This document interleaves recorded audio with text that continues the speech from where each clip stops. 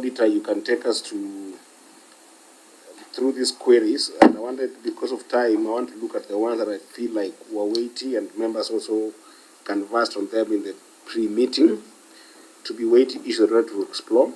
So, Governor, the first query will look under the Trans-Nzoia County Executive Car Loan Supported Loan Disbursements and support as the next activeness in the use of public resources, defaulted loan, so that Governor can respect. You brought here, it was not addressed, recommendation, which I think that all take note. We won't look into that query.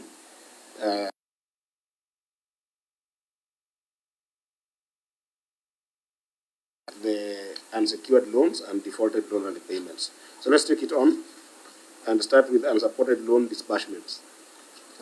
Thank you, Chair. That will be query number 2.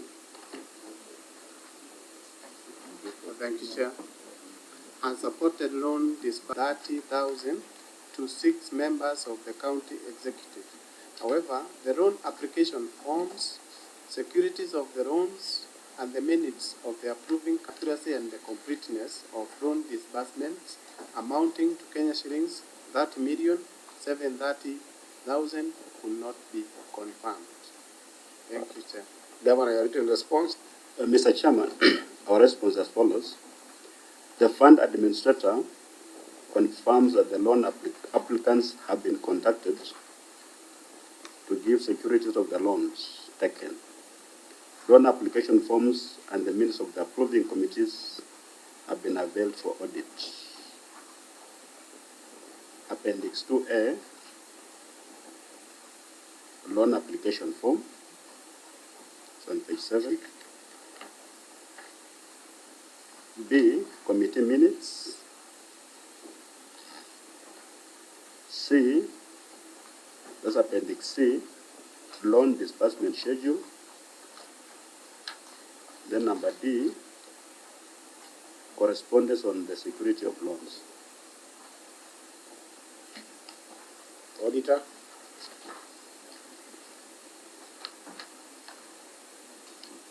Thank you, Chair.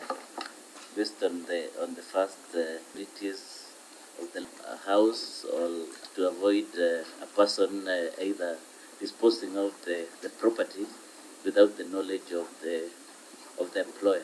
Thank you, Chair. Chair, what actually all of it has been, they've talked. There are 1, 2, 3. There are 4 who have been sacked, if they are among these ones. Which are presented to you, I don't know, some of your staff maybe are not serious. Yeah, on the total room, this is 1,000. Is it million? But so then the totals are different. If one person got 15 million, It's not the same. It's a different query.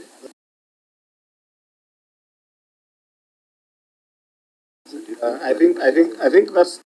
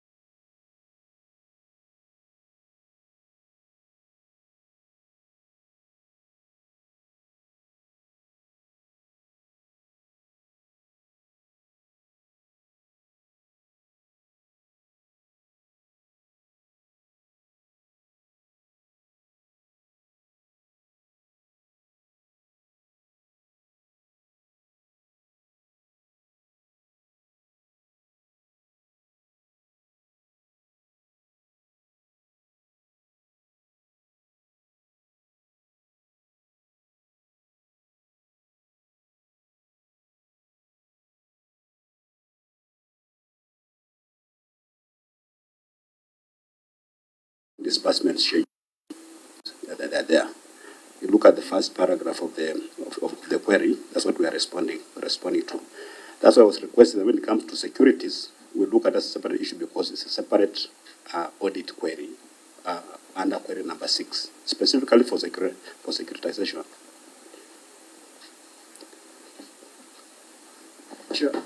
Chair, I don't know whether Governor Senator Shimera. is your fund administrator present before this committee? The fund administrator. The lady is the CS. Is the fund administrator here? Is here? Or is here? Yes. Because Governor, sometimes these are things that really happen and you don't even know unless they really brief you on everything. And it's actually an administrative issue. Can the fund manager confirm that, number one, loans were disbursed without security? And number two, if that is a policy within the fund, or it was an oversight on your part, and what are you doing to rectify the same? Or a deliberate omission. Because, Governor, you will realize these people who are applying for these loans, today they are public servants, tomorrow you decide to fire them, they are gone. I hate to say it because I'm in court literally in some county chasing for these funds. Somebody was a chief officer in some county, took a mortgage, and there was no security. Now he's been fired. We have to recover that money. And the court is telling me, but you didn't secure these funds. So anything can happen, Governor, and we don't want to be in that particular position as well. So the fund manager, can you confirm whether it's a policy on your part that you can quickly disburse funds and loans to your seniors, if it's the DG involved, if it's the governor himself, or CECs, or it was just an oversight on a part, or it was deliberate? And what are you doing to rectify this position before we even address the issue of unsecured loans? You know, I come from a finance background, and I like simplifying things. Senator Chimera is asking a very simple question. Is the 30,730,000 secure? Yeah. That's the question. No, it's not secure. It's not secure. In That's terms of collateral, it's not secure. Exactly. Yeah. And then the question is, these 6 individuals who took the 30 million, Governor, they didn't give any collateral. So the question is, why were they given the loans? And now I'm going back to Senator Tobiko's question, and I don't want you to avoid it. Tobiko is asking, why were they given the 30 million without the collateral? So it's either you answer that, or you tell your administrator to tell us why did they give that money. Because it requires, it's a procedural question. That's what they're saying here. You must be able to give the loan when you have got all the forms signed, all securities secured, okay, and all approval minutes given. You have given that there were approval minutes, there were forms signed, and all that. But why was this loan given without the securities? You can take us a case-to-case basis on the case of Irina War, Jane Wachwenge, Emmanuel Wafula, or you can tell us if it's a whole case of all of them. Why were they given the loans without the securities? Because the loans are not secure. The 30 million is not secure. It could, the Trans Nzoia County Executive Car Loan and Mortgage might actually lose this fund.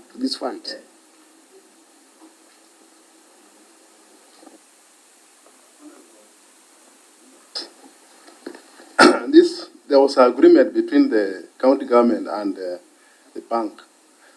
Just turn to page 14, whereby we had a loan protection application form.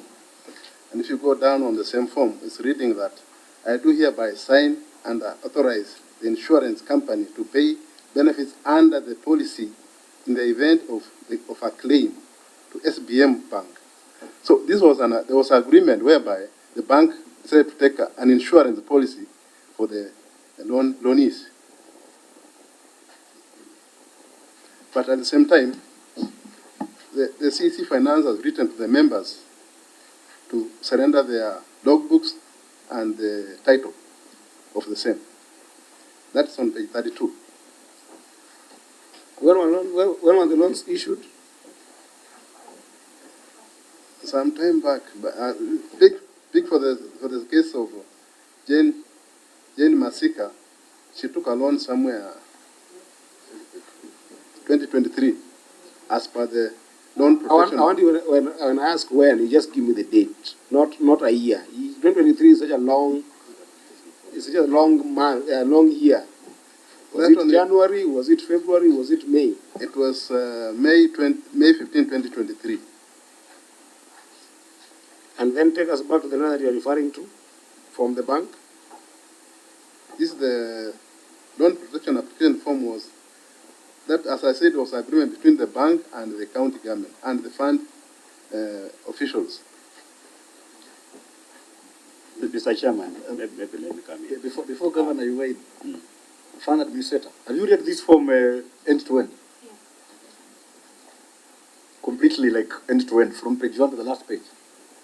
I've gone through it, and that was the agreement between the officials and the bank.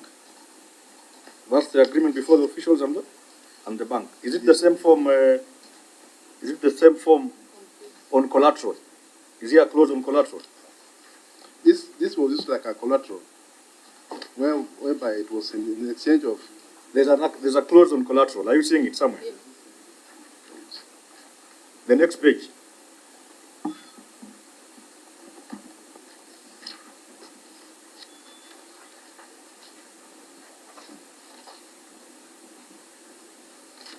It appears after what you've read, declaration of the applicant, what you've read to us, there's another page that has clause 4, 5, 6, up to 7, isn't it?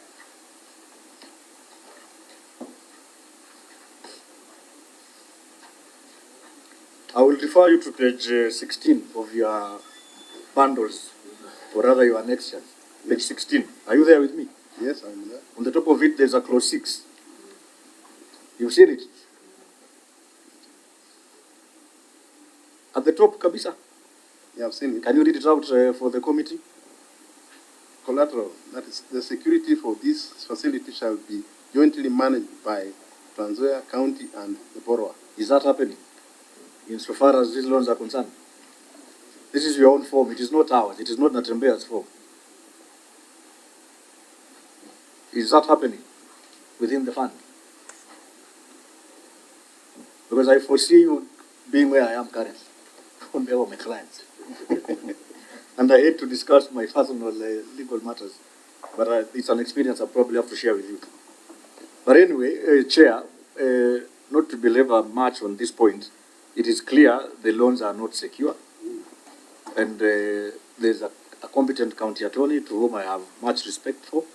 He can regularize this by quickly just, charging these properties, either a logbook or the house they've built on. So it's as simple as that. That's what we want you to do. Okay? Maybe while on that, this letter of yours dated 7th January 2025 clearly states that the document should be received on or before 31st March 2025. So you should be telling us, because these people are working with you, by March, how many had complied with this? Because your letter was very clear on the date. Honorable Chair, Governor, please respond to those. Mr. Chairman,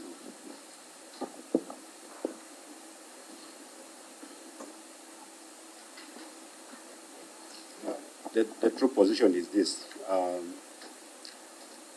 that these loans are not secured. That is the true position. And the reason is that the officers who are responsible acted carelessly. And I said I had fired 4 officers. One of them has on one of those forms. He was responsible for finance because of gross incompetence. Number 2, the bank also acted carelessly. It's a matter of routine for a bank to look for collect. That's not how they lend. That's how they lend even for their own monies. But this is a bank that used our own money, that is 111 million, as security for their own loans. So in other words, our money is there, but they seem to be lending us their money. We are giving them 3% of our funds to ensure that they run this fund professionally. So actually when this matter came to my attention, I've taken mortgages before and after you surrender that title, it will be discharged the moment you pay. I've taken civil servants loan, and I noticed that when I was told that nobody has actually deposited any logbook or a title deed, I was shocked. But the bank was operating from a comfortable position that they already have our money that they're using as it. They lose nothing. Even this idea of insurance, when you ask them, which is the insurance company for this loan, and how much are we paying as premium, as loanees? There is nothing. So we are trying to regularize that. That officer is gone. Now we are going to have a very serious sitting with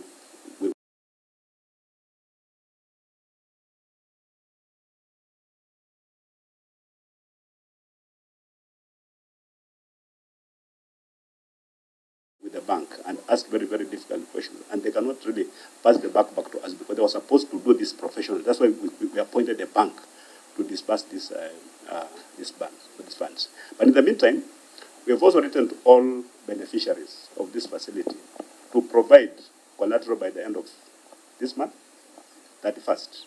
Yeah, from next month, if they have not provided, they'll start getting silver salaries, and we are going even to cite them for pecuniary embarrassment, because they're also not supposed to be done. So, Governor, what is the repayment ratio?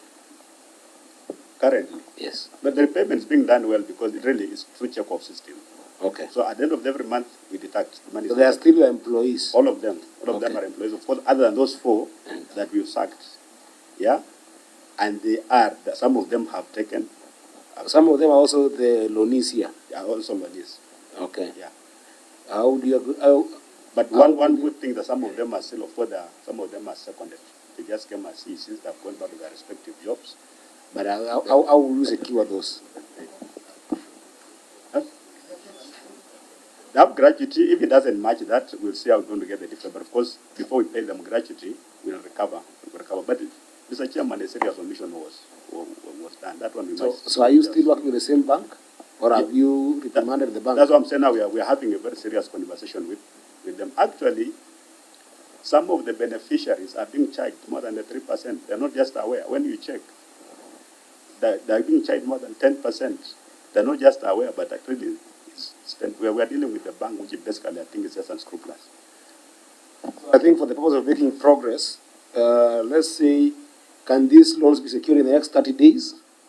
And then you provide the auditors with the same? Yeah, we are striving for that. Yeah, and then in terms of just your executive role as a governor, then see how you can be able to either read a riot act to the same bank or look for another service provider.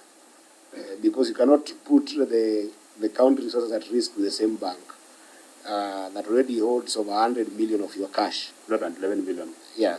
That's well. Chair, if we are to go through the standard secularization process, we would rather give them 60 days. 30 days might be not too comfortable for them. They'll be back here and telling us they didn't do anything. No, I don't think so. My Chair, we are the ones on practice, we know. 60 days here. Charging takes quite some time. The counter one will tell you that. That one I get, but I'm talking about getting these securities on file. That should not go to 60 days. Chair, you know, having a security on file is not security. You must charge it. So we can't give the direction that is, lopsided. So I'd rather, with a lot of humility, Chair. That's fair enough. Let's do 60 days because I think we are saying the same thing. We need them secured. So we'll give you 60 days and then make sure that you get back to the auditor within those 60 days. Auditor, are you comfortable with this or you have any other comment? Yeah, maybe, Chairman, just to add on to that, we'd also need to see the agreement between the county and the bank for our perusal, Chair. Yes. That's it is in order. So take that as a recommendation of the committee that you provide the auditor with the agreement between the county government and the bank in question. Senator Tobiko? Yeah, Chair, well, maybe not necessarily on this one, but I just wanted it to go on record that using this experience, we need to check all the other loan schemes from other counties on what is happening, because this could be a tip of the iceberg. Fair enough. Clerk, take note of that. so that it is something that you will align with the substantive.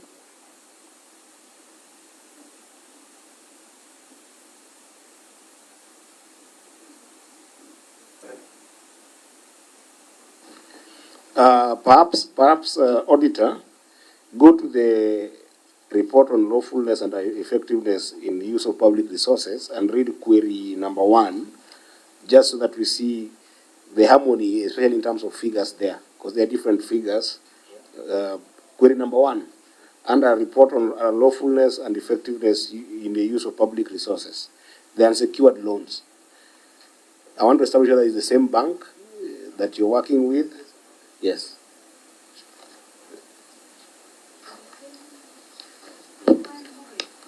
Yes. Current mortgage, the first query under report on lawfulness. No. Report on lawfulness and effectiveness in the use of public resources. That will be page 3 of our own documents. Or are we on together? Just read that. Do you want to help the governor to be on the same page?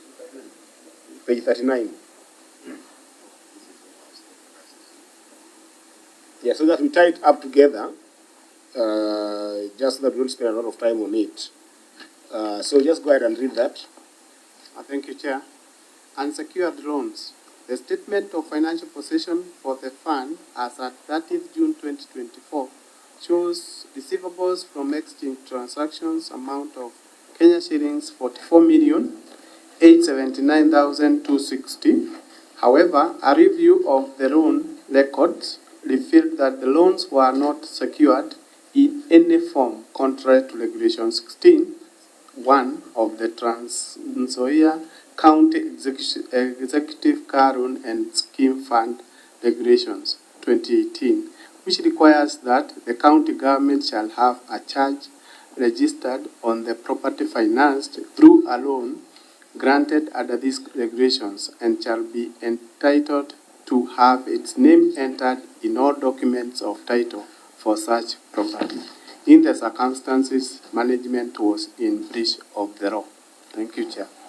Before I even talk about the breach of law, Auditor, can you confirm to us which amounts constitute this 44 million? Is it by part the 30 million, an additional 14 million on top that you could express to us, or is it a completely different amount? If you look at your financial notes.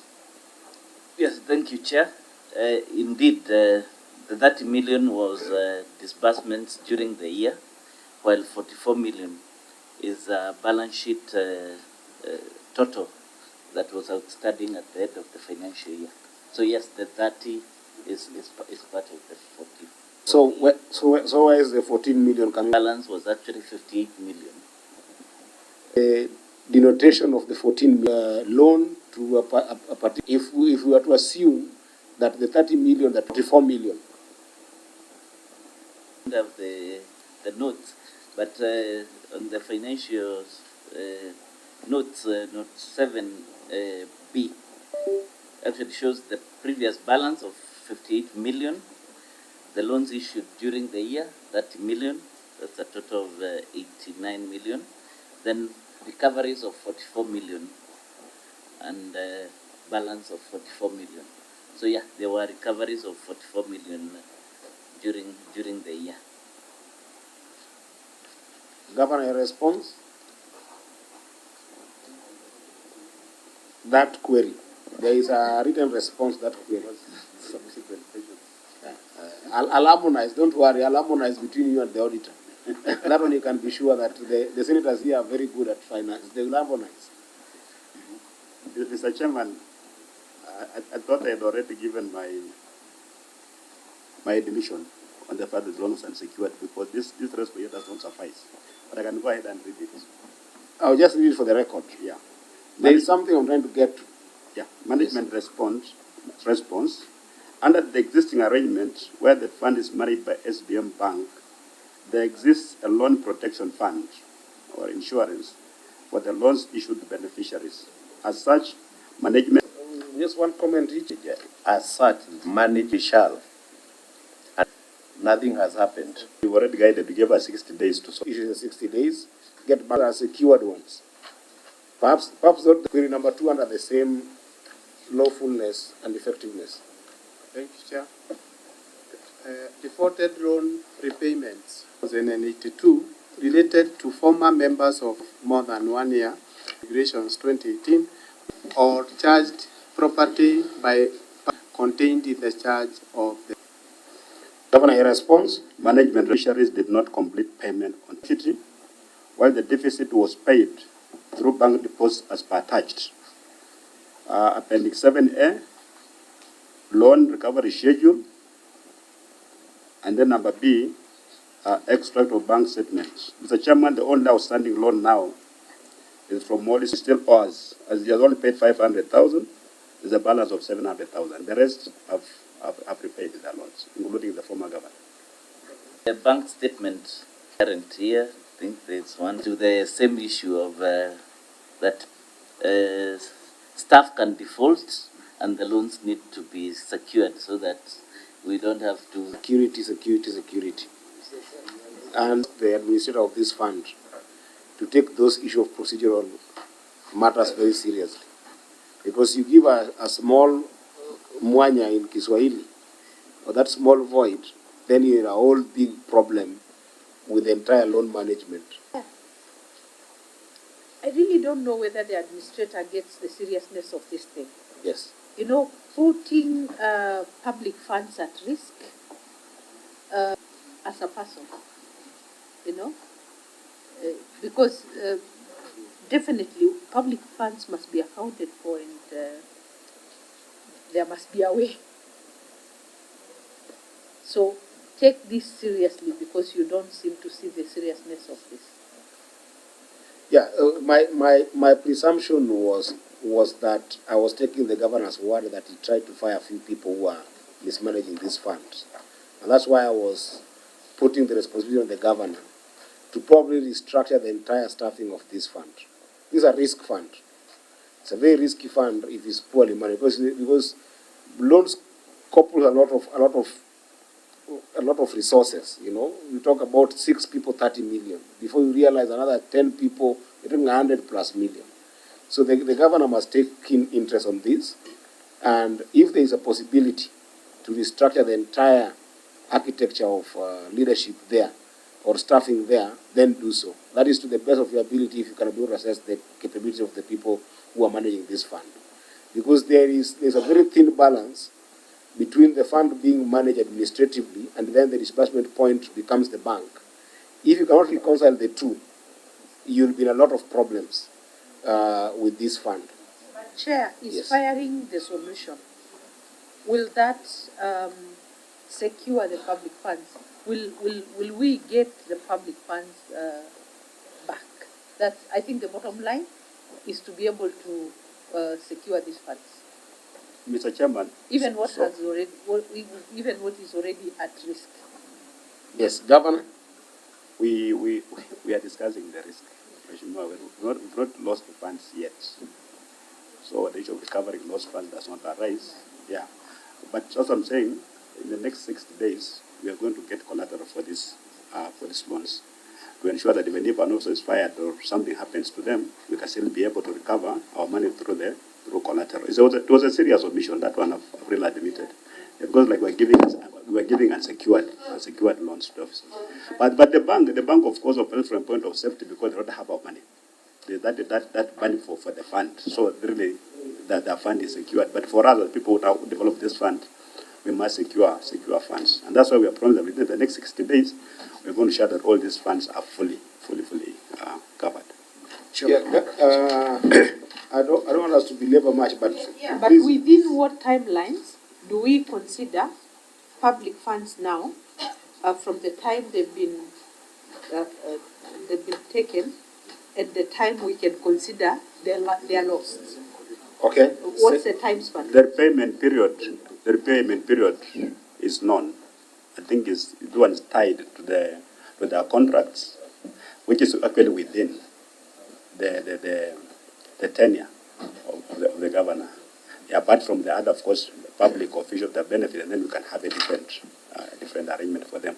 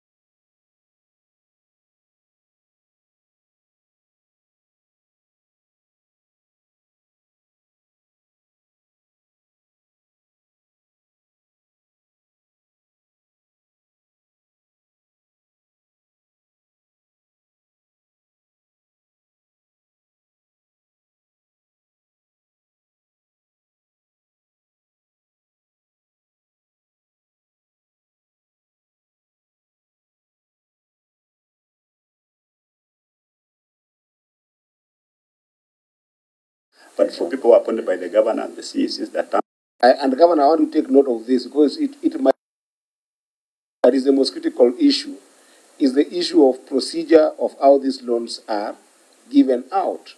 And those procedure, the people you have put in charge of this fund are not figuring them out. They are well spelled in your own laws. There is a county law that defines, there's an act of the county assembly of Tanzania that stipulates how this how this mortgage loan, current loan mortgage should be able to be disbursed. What the concern is, your administrators are not following that.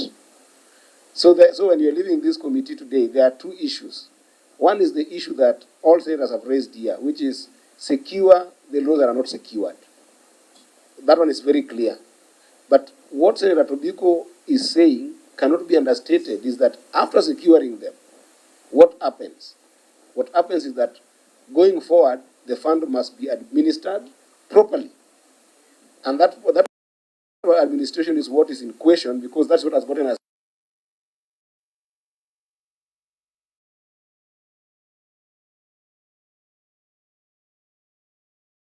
following them, put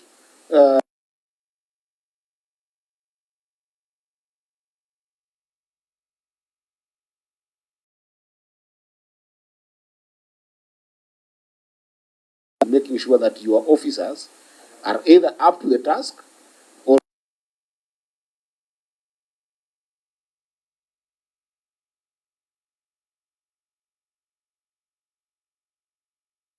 attracts a lot of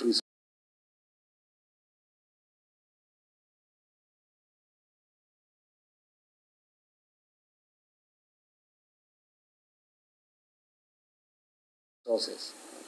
You alone, you have indicated that in the bank alone,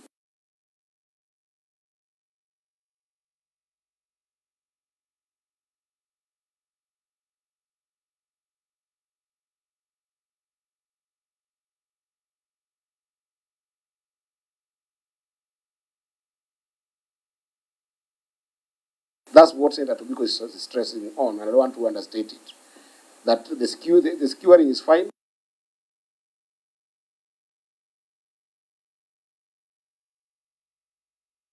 2023, 2024, I mean. Now, Governor, this was the report that had the highest number of inaccuracies, the highest number of accounting issues that we talked about, we canvassed before. And I hope that the accounting officer will take note and perhaps we'll give feedback based on what we had given. I won't go into those details, and I think that the Senate has decided also that we won't go into the accounting details. Whatever bad ivy position we had is what will surface in this. But if you look at both page 1 of our notes and all the way, those were the biggest problems, the accounting issues, accounting errors, inaccuracies in the statement of comparison of budget and actuals. I mean, this is something that you must look at, Governor, very seriously. But for the purposes of this meeting, I think let us look at just 2 queries so that we can be able to conclude. One I'll just want your comment on, and then we'll give you a written response, and then one we can delve on. So let's look at failure to prepare operational budget. May you read that query?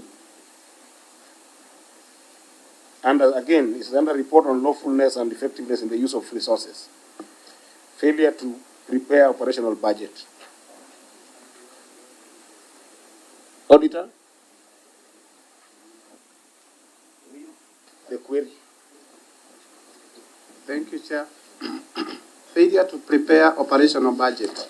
The statement of comparison of budget and actual amounts reflects final income budget amount of Kenya shillings 125 million, which was not supported with an approved operational budget.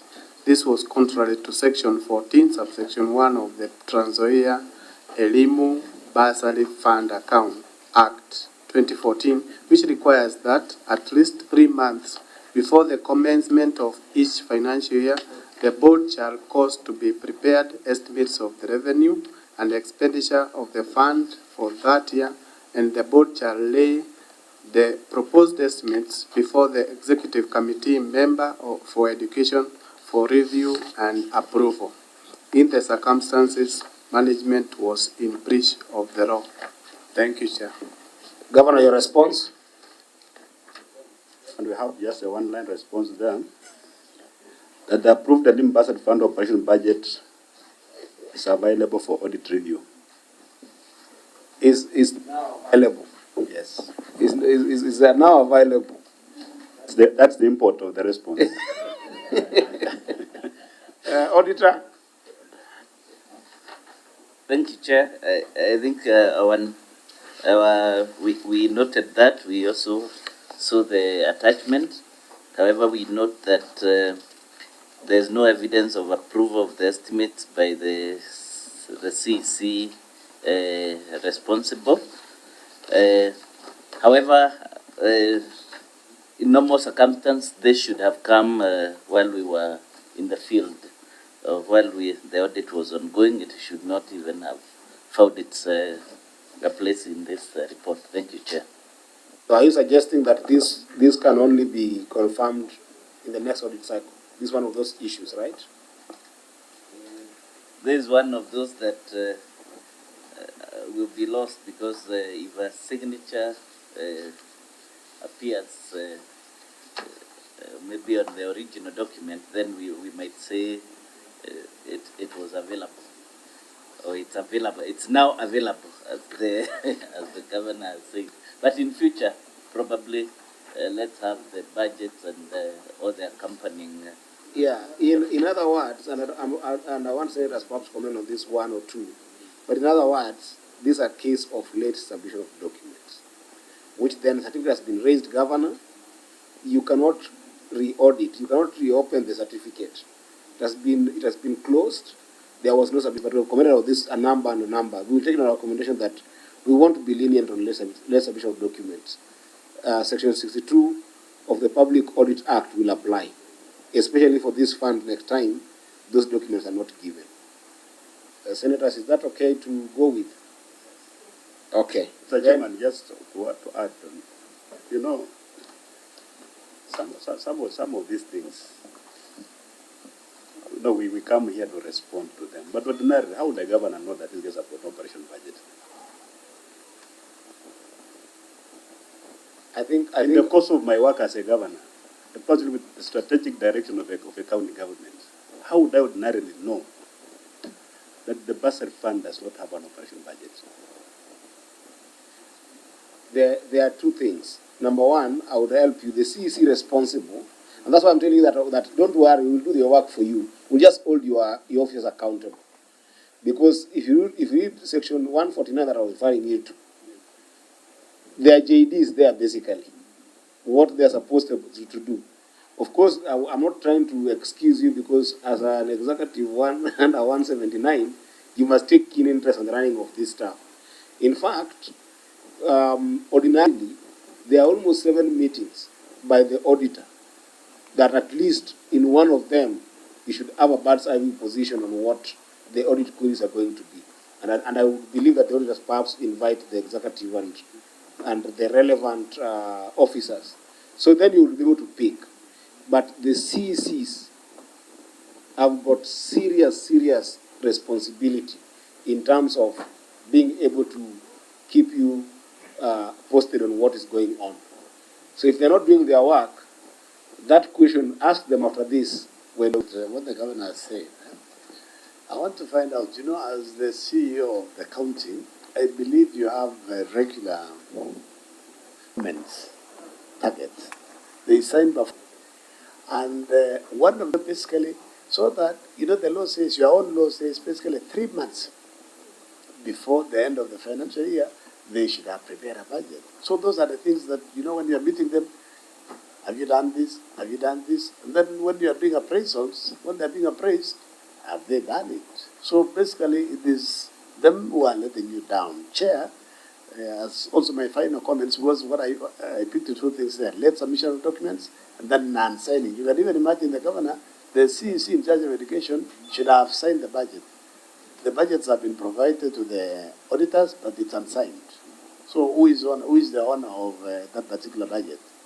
And then finally, Chair, as my final comment is, I wanted to say, so maybe also for the executive, especially the governors, if you sign a 2.5 year or 2 years contract with your CECs and also maybe chief officers, because this is an executive car loan and scheme mortgage, when you give them a loan, you also give them so that the repayment period is within the contract time. Because for us, we have a 5-year, it's less than 5-year contract with the Parliamentary Service Commission. They ensure by end of June, again it's end of June 20, before another year contract, you give them a loan that is equivalent to a loan, so that the default rate is reduced. Thank you. Thank you. I think from what Senator Kisang has said, our expectation would be also that you try your appraisals to the audit reports, because in fact it's the best performance indicator to draw your KPIs with your teams. Because if you don't write to the audit report that you're seeing here, then in some organizations that have got good budget, there is even internal audit processes that then inform external auditors' processes, so that you're not caught into these kind of purely accounting messes. Because this is one of those accounting messes where people just don't show up with the document that they're supposed to do, and then they don't do their work, and it makes you actually look very bad as an executive. So those feedback, I think you can take them. Perhaps, I know Senator Chimera wants to say something, but do you mind holding it a little bit so that you just read the query on board and then you tie it up? I'll give you the first priority. The query on board. Yeah, maybe before you proceed, maybe just off the cuff. Yes. Go ahead, Governor. So some of these things that PSU now the government is supposed to go and do very, and we have got 2 levels of government. And like, how can the president know what some officer in a given department, like the Department of Education, is doing? Because these 2 levels of government are almost structured in a similar manner. We've got ministers, we've got CCs, we've got PSs, we've got chief officers. Yeah. But every time a governor comes here, of course, we are moving responsibility from the concerned officers. Some can go and do their own things, knowing that at the end of the day, it's the governor coming to sit here. And many of these things, by the way, unless the auditor flags them out, like if he didn't flag out this issue of lack of a budget, I wouldn't know. Ordinarily, I wouldn't know. So devolution is work in progress. I don't mean to stop you because you are live on camera. I want to caution you not to take that path. Because are given a corporate entity referred to as chief gives you as the governor to actually be well conversant with everything that's happening in the county. In fact, details to who was the sweeper. What I was telling you, the recourse for you, which I was inviting you to go and read, and then call the Riot Act to your teams, is Section 149 of the PFM Act. If you read 149, Section 149(2), it says an accounting officer is mandated to submit estimates on an entity to the county executive committee member, which is the CEC I was talking about, responsible for that entity, who then, after approving it, shall forward it to the CEC Finance. So the law has given you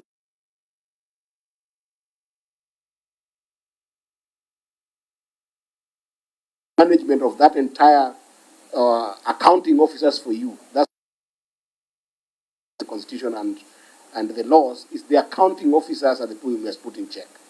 But I don't want to belabor because you and the president, you have got a tougher job as a CEO. The president is not a CEO. The president can have this excuse for mischief, but you cannot have the excuse for mischief, unfortunately, by law. But that said, As custodians and protectors of devolution, I think it's good for us to give you feedback. yes, Because every time we raise this issue, as we have said, you are CEOs, and Yes. you must come here. yes, But I think the Senate is the custodian, the protector of devolution. Sometime maybe in your free time, you can look at how we can improve some of these things. I think I'm just giving, that's why it's off the cuff. yeah, It's just feedback. that's true. I take that seriously. But you're the CEO still. We can't change the constitution unless. Maybe So Chair- the last thing, senators, you're going to come in. The last thing we're going to consider today for maybe perhaps 5 or 6 minutes is the ineffectiveness of the board. Thank you, Just Chair. with that query, and then I'll give Senator Chimera and Senator Mbungo perhaps to comment on those, and then the governor. Thank you, Chair. Ineffectiveness of the board. Examination of board minutes indicated that the management had only met once on 24th February 2024. This was contrary to Section 9, subsection 1 of the Trans-Nzoia Elimu Bursary Fund Account Act 2014, which provides that the board shall meet not less than 6 and not more than 20 times in a financial year, and not more than 2 months shall elapse between the date of one meeting and the date of the next meeting. In the circumstances, the effectiveness of the board in the management of the fund could not be confirmed. Thank you, Chair. Thank you, Governor. Mr. Chairman, let me read the response as it is. The management acknowledges the oversights and omissions and has taken administrative action. The requirement to have 6 bursary board meetings, however, the Lim Bursary Fund Act only allows a maximum of 0.5% and 2.5% for board allowances, and the ward bursary committees allowances respectively, inclusive of the 25 ward bursary committee members and the 7 bursary board members. The budget is therefore insufficient to facilitate the stipulated number of meetings. Say, Auditor. Thank you, Chair. I think on admission is that there's an oversight and some omission because, as you know, the bursary is a process. A student is in this class, moved to the next form and all that. So there needs to be monitoring of the same. So, and I know there is a national debate on bursaries, but on this one we note about the shortfall in the budgets, but it can be probably enhanced to ensure that there is proper oversight on the bursaries that are being issued by the county government. Thank you, Chair. Okay, Senators, Senator Chimera. Chair, I wanted to pick the governor's mind on this whole issue of bursaries. I understand there was a circular from the COB that basically outlawed the issuance of bursaries by county governments. How is the county government of Trans Nzoia treating that particular circular? There's actually a court case on the same. I don't know whether is it a position you have on COG? Have you joined the court case in terms of auditing this particular fund? Thank you, Chair. Senator Mbugua, 1 minute. No, Chair, allow mine to pass because of time.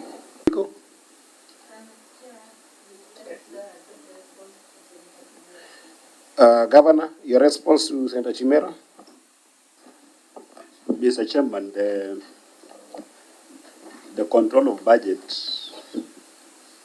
is of the firm view that bursaries to second schools, tertiary schools and universities is a national government function.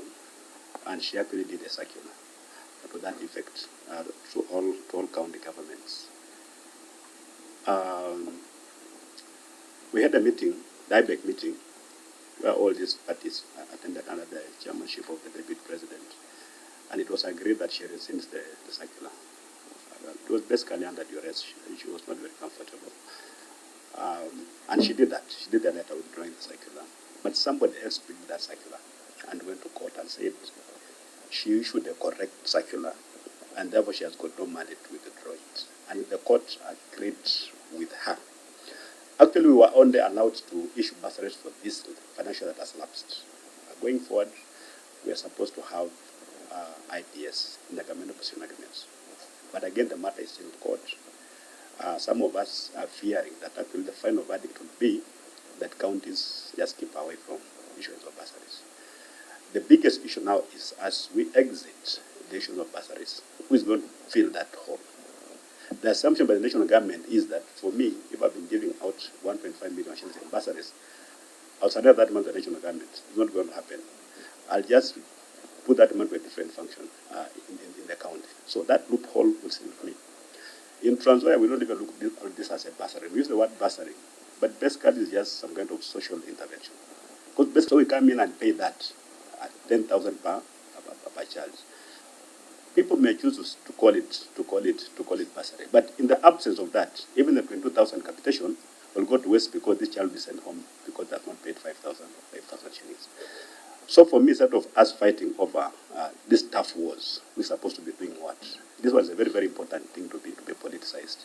And if the national government insists that we do not participate in the issues of bursaries, we just budget this money for other things. But the consequence would be that many, many deserving children, very deserving, bright children from poor families, will not have basic education. I hear you, Governor. Chair, this is the only governor who has no qualms with letting bursaries go. The rest would say it is our money, we must have bursaries for politics, of course. Thank you, Governor. It seems that Chimera is gearing to be governor of Kwale, which would be a good, it will good progress for the Senate. But Governor, I think that is a complex. For me, I never look at things from black and white. You know, if the answer is always somewhere in the middle, because the complexity of these issues are tough. On one hand, it is true that the counties are underfunded. In fact, we argue in finance and budget where I see it that the counties are defunded by this aspect because you already get very small amount of money, which we struggle to fight for here. Senators have fought so much so that the budget that's given to counties go higher. Now we're at 415 billion. Hopefully it stays at that. But there are functions that are cross-sectional to the extent that counties have to foot the bill, national government have to foot the bill. So for instance, water issues. You will find that the national government is using your water, right, in some areas, and then they don't want to pay. That's defunding you. And then, on the other hand, you consume a national government service, something like electricity, and then you're forced to pay. That's defunding you. So the reason why senators are in congruence sometimes with the voices that say you should not be able to finance non-county functions is because it constricts that physical space for the counties to do other things. The ECDs are just struggling as much as funding the higher education is concerned. So that is valid. But on the other hand, you go to some counties, you empathize, right? So we visited Mandera the other day as senators. We went there to visit the county of Mandera and just see how devolution is performing there. And you find that before 2013, there was no any semblance of national government or any form of police service. There was no education services.